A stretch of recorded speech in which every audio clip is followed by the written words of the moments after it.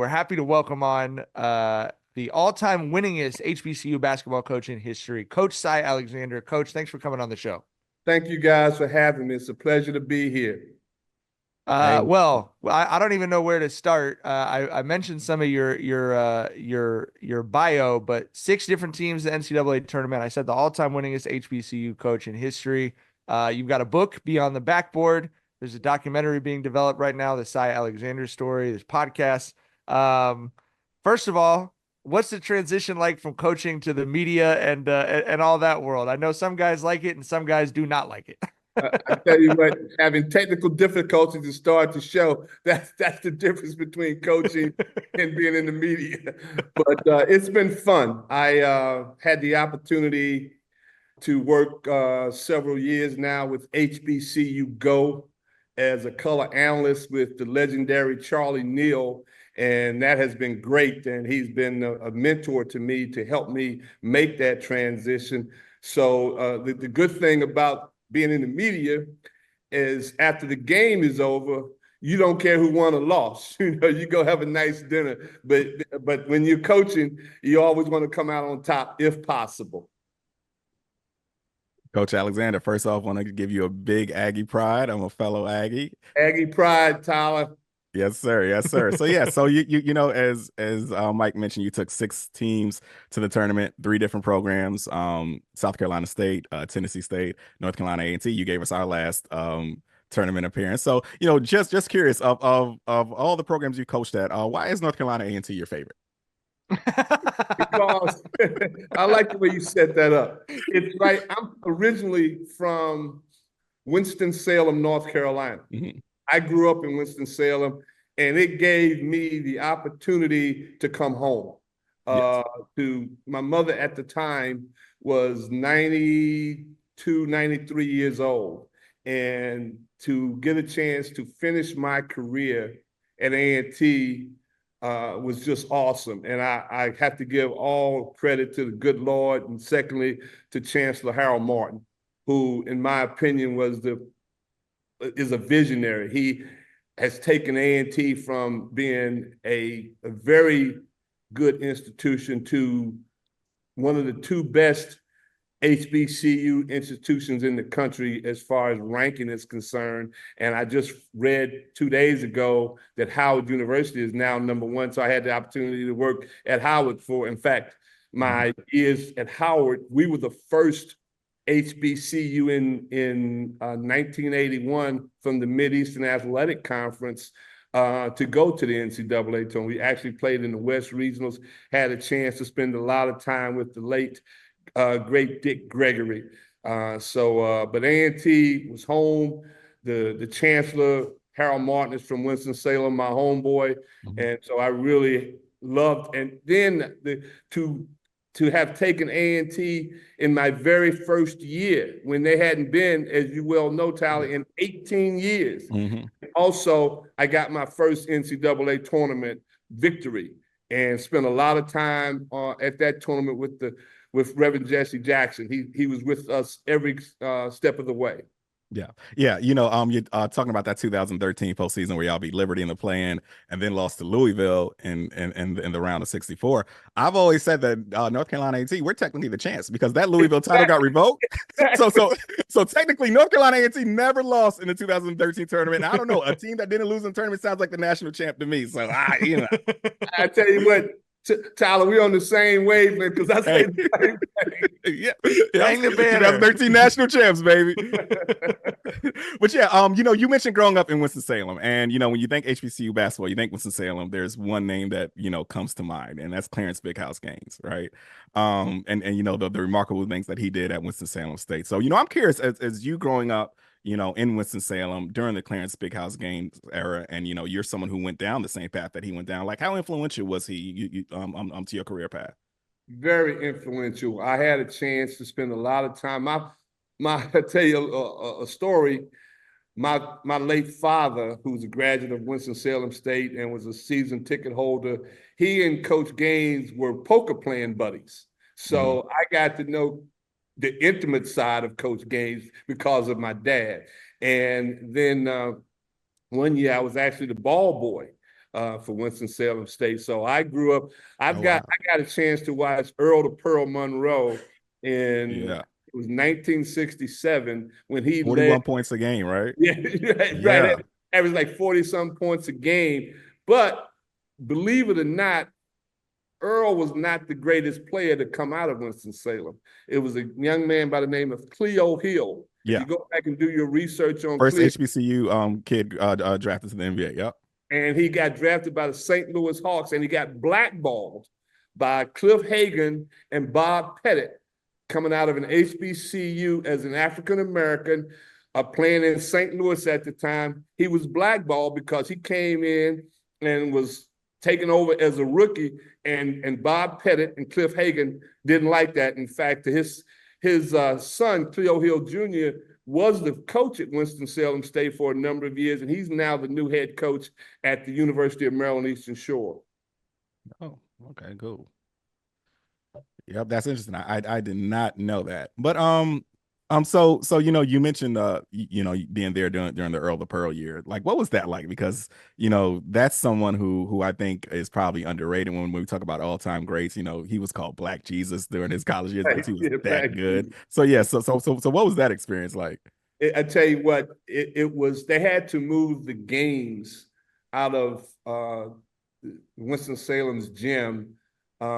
It's probably set about maybe 2,500 fans, and they had to move the games that year to the Winston-Salem Coliseum, where Wake Forest still plays because of the overflowing crowds. And at that time, early on, you only had black folks coming to see Winston-Salem State and white folks going to see Wake Forest. Now, all of a sudden, with Earl and taking the games to the Winston-Salem Coliseums, you had a mixture of a crowd attendance, and you had a lot of Wake Forest guys coming to see Earl play. One of my good friends today is a guy by the name of Gil McGregor.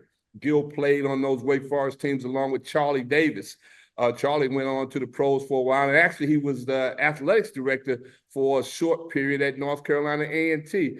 But the city was on fire because of Winston-Salem. There was no black or white. He brought the city together. When you're talking about folks coming to see him play from far and wide, averaging over 40 points a game, and they ended up winning the Division II NCAA national championship that year. Right, great.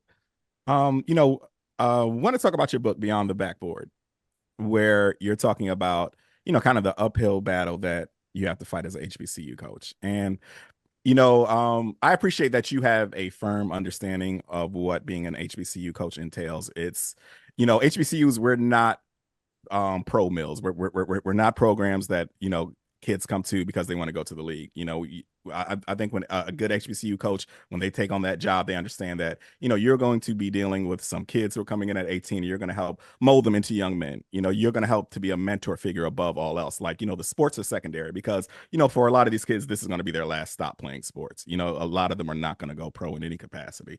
So, I'm curious as to, as I mentioned, I appreciate and I admire how you're someone who has, taken that mantle on of being, more than a basketball coach for these kids. And I'm curious into, how do you implement that into kind of, how you go about in your coaching strategy and in running a program? Well, to get back to the very first question you talked about, the book. I wrote the book. We go to the NCAA tournament in 2013, my very first year at North Carolina A&T. Well, the next year, 2014, my mother dies in June and my wife dies in September, 3 months apart. Oh, man. So the book was therapy for me to kind of relive my life and all of it, the good, the bad, and everything in between. So the book captured, my journey as a young coach at Howard, when I would go to the 5-star camp at Howard Garfinkel. Some kind of way, all the assistant coaches would get introduced at the 5-star camp, but I would never get introduced. And because I was the only HBCU coach at the camp. And I never forget Al Skinner, who was at, I forget where Al was now, but Al has been a lot of places, head coach at Boston College. And he said, man, why don't you say something? And I don't know, I just didn't have the courage, to be quite honest with you, to go up to Howard Garfinkel and say, man, why are you not introducing me? But what I did, though, was I did my job. And I became probably the top assistant coach on the HBCU level. And I gained a reputation at a very young age as somebody that could recognize talent, someone that could communicate and build relationships. And I had relationships with a whole bunch of coaches at every level. In fact, Leonard Hamilton, the current head coach at Florida State, he offered me 2 jobs. He offered me when I had just gotten the job at South Carolina State, and he had just left Kentucky to go to Oklahoma State. And he said, look, man, why don't you come and work for me at Oklahoma State? Well, I was 33 years old, and I had been an assistant for 11 years under the late A.B. Williamson, who gave me my opportunity to get into business. And I just was actually tired of being an assistant. So I told Leonard maybe the next time. And because in my opinion, Leonard Hamilton is the greatest recruiter in the country. He never leaves any stone unturned. And one of the reasons I think I was a very good recruiter at the HBCU level was because I learned from the best.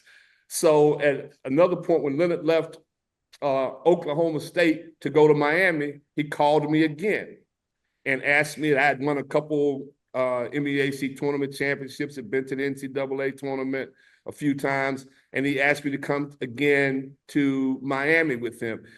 And I reached out to the late great John Thompson, Big John, who was one of my mentors, and he said, Coach, why are you going to go back and be an assistant again?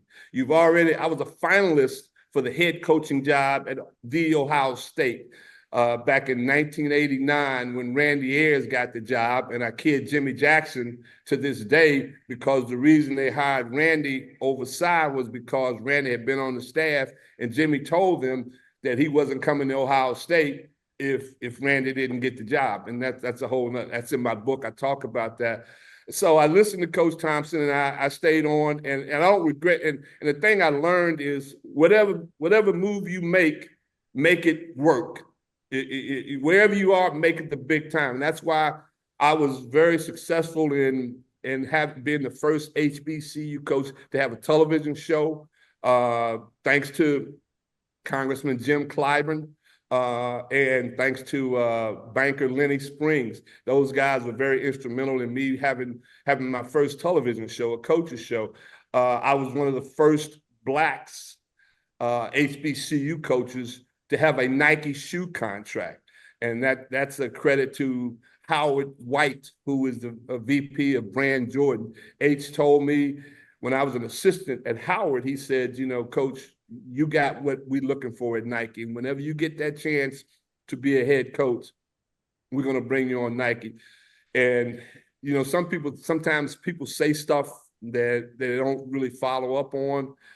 Well, I got the job in May. In July, I was signing a contract with Nike. And it was, without a question, the greatest experience in my life to be with Nike for over 20 years. I've been all over the world representing Nike. They used to have what they called a Nike summer vacation coaches trips. And on that trip, anybody was on the Nike trip. In fact, when I tell you a quick story about Michael Jordan, the year that they won the gold, the dream team, well, they all came to Hawaii to be on the Nike trip. And during the day, they would have different types of competition. And one competition was a volleyball game. And these guys were betting big money. It was Moses Malone, Michael Jordan, Charles Barkley, and I think David Robinson. So I got picked on Mike's team. And I'm on the back line, and we've been having fun and hanging out.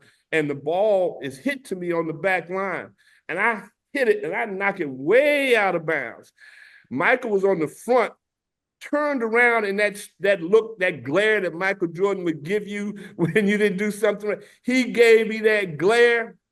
I didn't make another mistake the rest of the volleyball tournament, and we actually won the Nike Hawaiian volleyball championship. And when we won it, you would have thought that MJ had just won the world championship. That's how into winning championships he was. So that was a big moment to be on that trip and win the volleyball championship with Michael Jordan. That's great. I wanted to ask you a little bit about HBCUs. I cover high school, college basketball in Long Beach, California, and there's been a big movement. A lot of coaches here working very hard to push more kids towards HBCUs, which, Southern California has a lot of talent, but we're pretty far away from the HBCU sort of, home area. And I'm curious for you, if you get a player that's sort of on the fence of, I'm looking at this school over here, I'm looking at HBCU.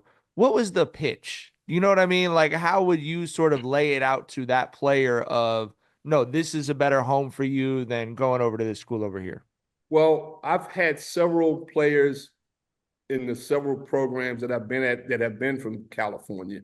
Some at Howard, some at South Carolina State, some at Tennessee State.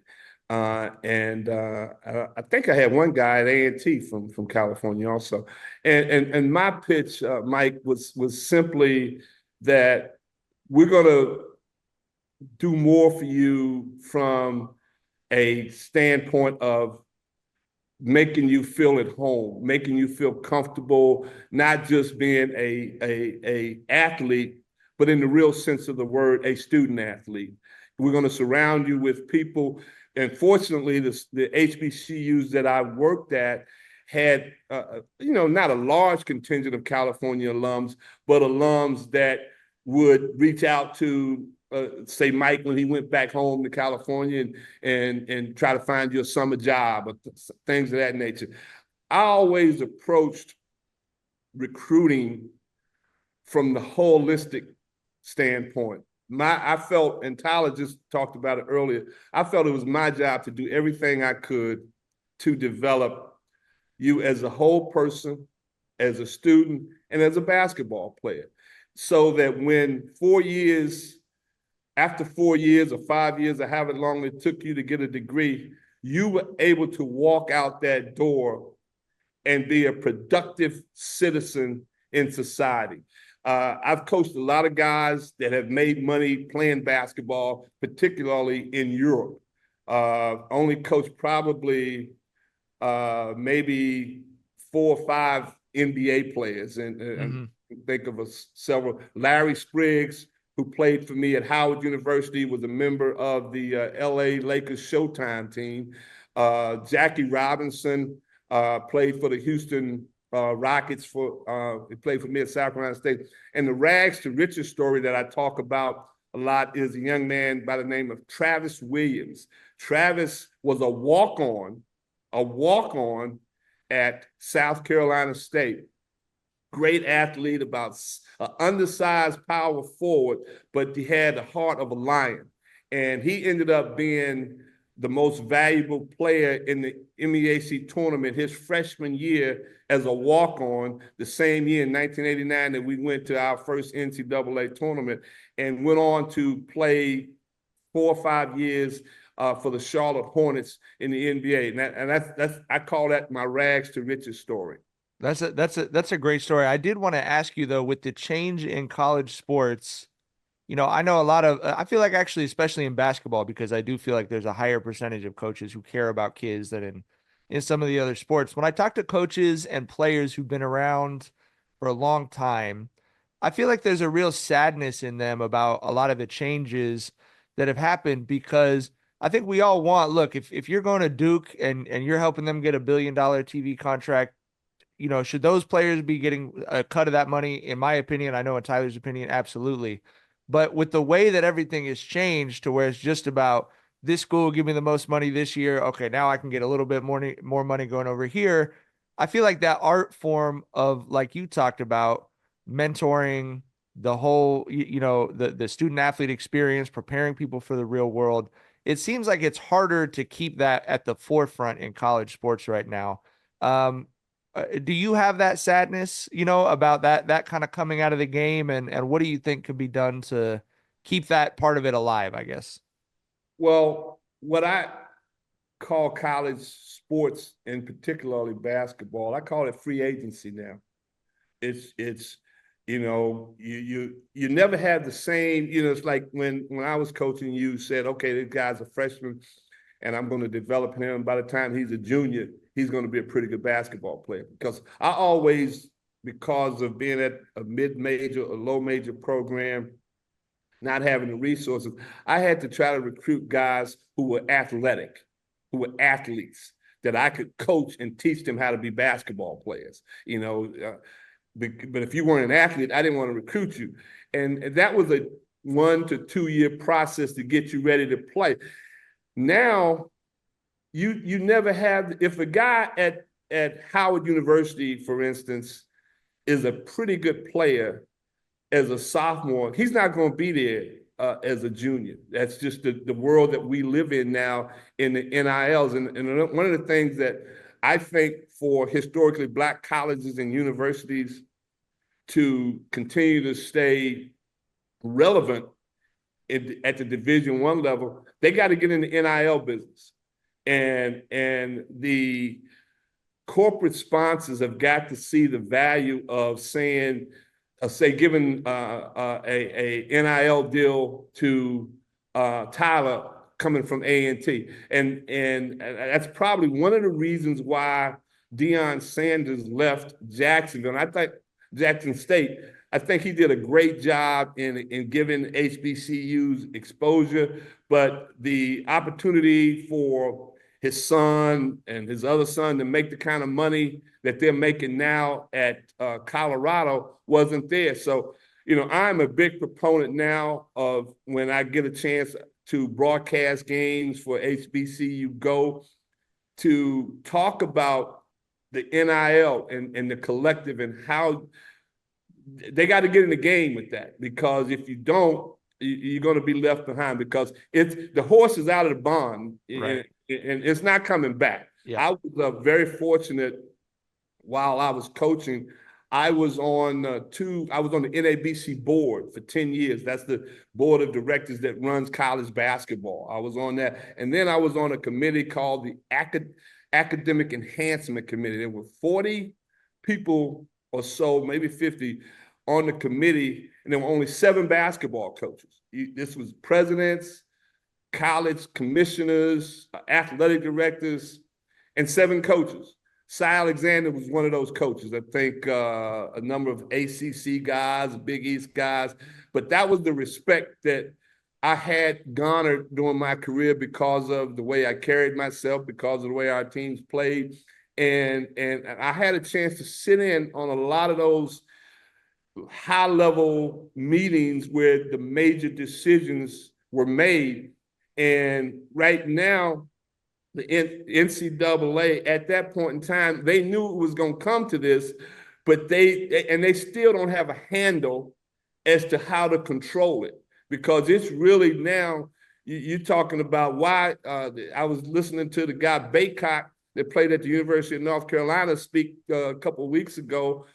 The reason he didn't leave Carolina, the money he was making at UNC was more than his rookie contract would have been in the pros. So if it's free agency in college athletics, in particularly basketball, and every year you better have one of your assistant coaches, when he comes in the office in the morning, he has to be on that portal and just watching names all day. Who can fit into our particular program? Because there are thousands of names in the portal, because you can guarantee that if a young man had a pretty good season at your institution, a higher level program is coming after him the next year. And you can also bet that if a guy didn't have a good year, a lower level program is coming after him. So you might have to get 10 new players every year.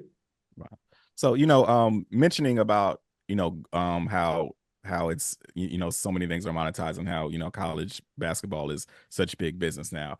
That brings me to to, kind of, something that I'm torn on a bit in regards to North Carolina A&T, how they left the MEAC for the CAA.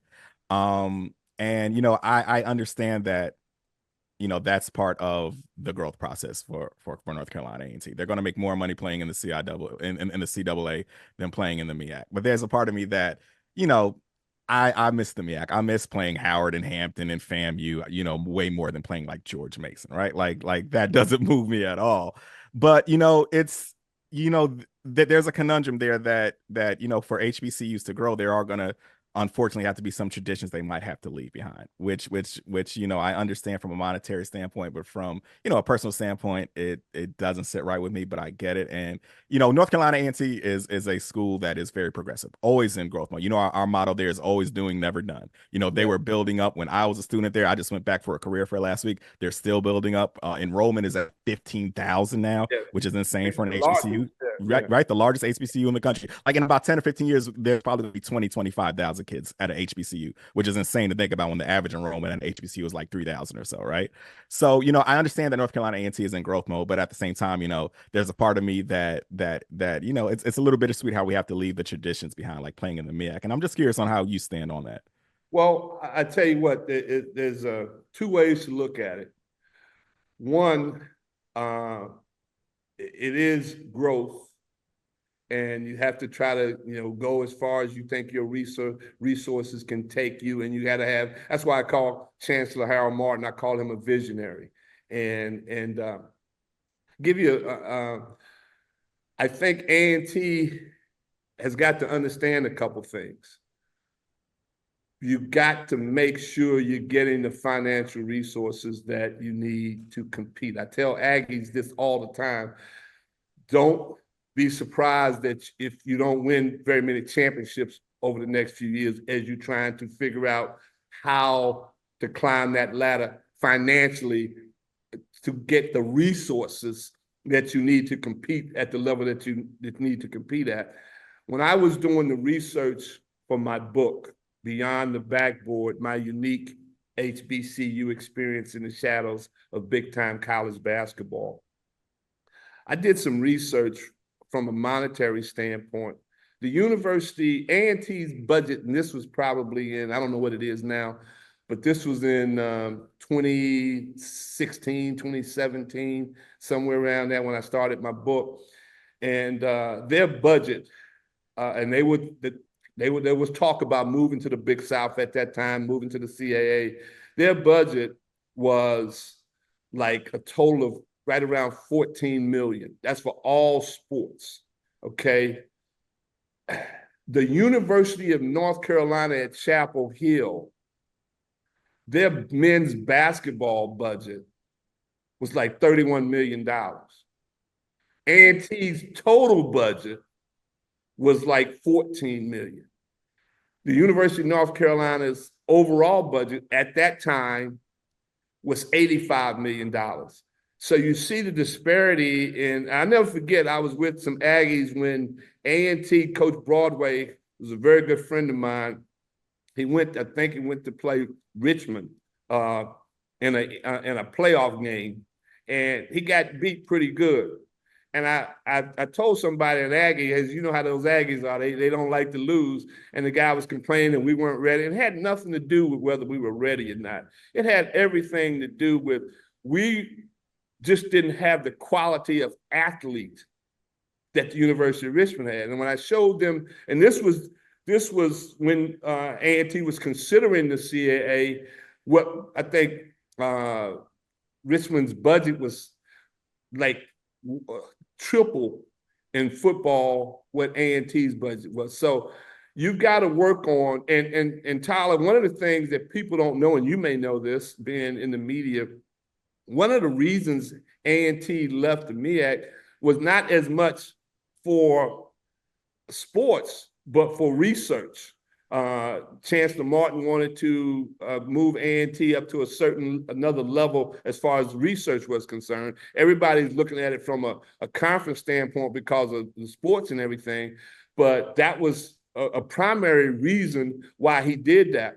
Now, in being in that league, the CAA. And I don't know whether it was a smart move to leave the Big South and go right to the CAA when you really haven't, really accomplished much in the Big South. And A&T, again, as you well know, is very aggressive in everything that they do. So again, I tell Aggies and I tell anybody connected with the university that wants to hear it or doesn't want to hear it, you've got to put the financial resources in there. You've got to make sure that if you're going to compete and you want to win championships, quit complaining and give to the Aggie Foundation, give to the athletic program, give to the collectives so that these young men and women can be a part of the NIL game. Well, Coach, thank you so much for coming on. We really, really appreciate great insight and conversation there. The book is Beyond the Backboard. The documentary coming out is the Cy Alexander story. Make sure you're looking out for those, and we'll make sure they're on the Jenkins and Jonez feeds. Thanks everyone for tuning in. We did have one topic we didn't get to, but we're going to get to it with John on Sunday. We wanted to make sure everyone was together to talk about that. But Coach, once again, thanks for coming on, and thanks to everyone for listening. We'll see you guys on Sunday. Bye. Thank you, guys. Ready to place your first NFL bet? Try betting on something simple like a player to score a touchdown. Go to the DraftKings Sportsbook app and make your bet today. I'm not really a Commanders fan, but they got the Giants and Bengals the next couple of weeks, so I am excited to see how Jaden Daniels handles those tests. Ready to do a touchdown dance of your own? New DraftKings customers bet $5 to get $250 in bonus bets instantly and get 1 month of NFL Plus Premium. TD, Tutty, take it to the house, in for 6, whatever you call a touchdown. One thing's for sure, touchdowns matter more at DraftKings Sportsbook, an official sports betting partner of the NFL. On the ground, in the air, from the special teams or defense, we don't care how they score them. We want to bet on touchdowns. And DraftKings Sportsbook is the #1 place to bet touchdowns. Download the DraftKings Sportsbook app and use code Jenkins. That's code Jenkins, Jenkins, for new customers to get $250 in bonus bets when you bet just $5 and get 1 month of NFL Plus Premium. Only on DraftKings. The crown is yours.